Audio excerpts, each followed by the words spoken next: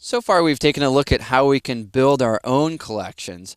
Well, there's another feature inside of Lightroom which takes advantage of some predefined criteria, and it's called Smart Collections.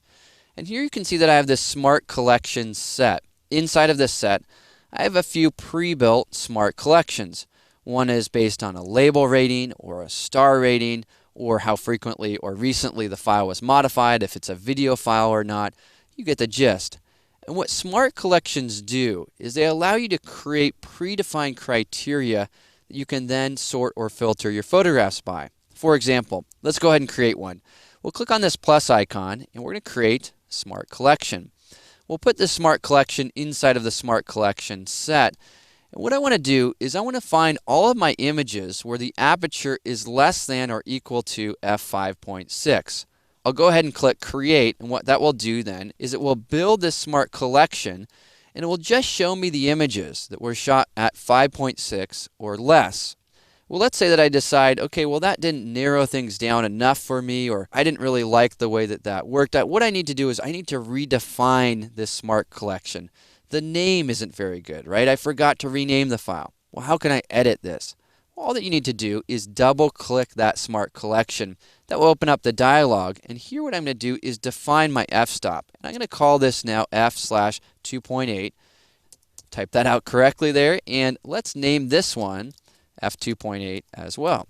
And again, I'm just trying to go through the process of updating these.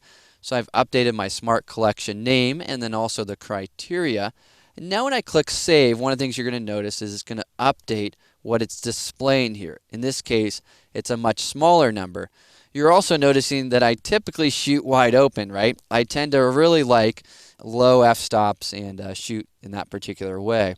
What about some other type of collections, perhaps something a little bit more usable? Well, if we click on the plus icon here, we're going to create another Smart Collection, and this time do it right.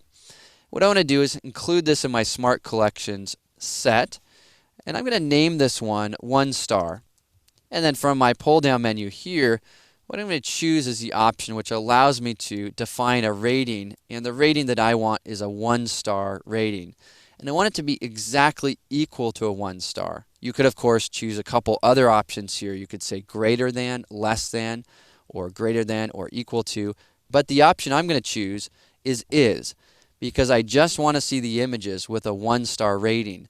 And what this is going to do is look at my entire catalog and just give me the images where I have a 1 star rating. So as you can imagine, having consistency in regards to your flags, your stars, and your labels is really important so that you can then create some Smart Collections which will help out your overall workflow. Alright, well let's go ahead and click Create here, and again what you're going to see is it's going to build this particular collection and show me that in my entire library of photographs I only have 14 images with a 1 star rating. Well, let's say that we go back to one of our folders here, and I'm going to go back to this travel folder, and I decide that this image deserves a 1 star rating. So I press the 1 key. It now has a 1 star rating. Well, you'll notice that this Smart Collection has been updated. It now has 15 images in it.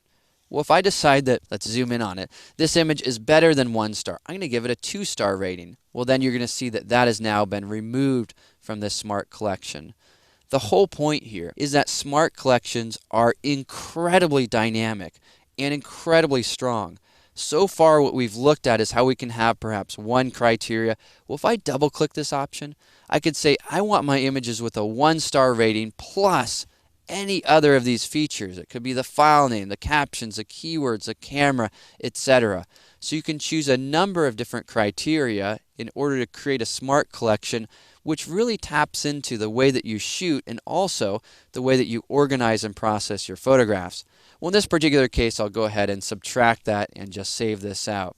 Alright, well one of the things that you're going to want to do is begin to experiment with Smart Collections, and also keep in mind that you can take advantage of these here and create these here in the library module, but you can also do the same exact thing inside of the develop module as well.